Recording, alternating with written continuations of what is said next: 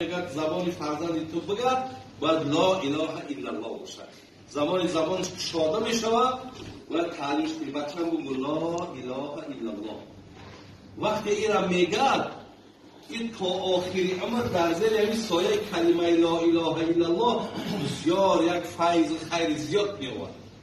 بین اولش هم باید کلمه لا اله الا الله باشد. با در حدیث میگه من کان آخر کلام لا اله الا الله دخل الجنه.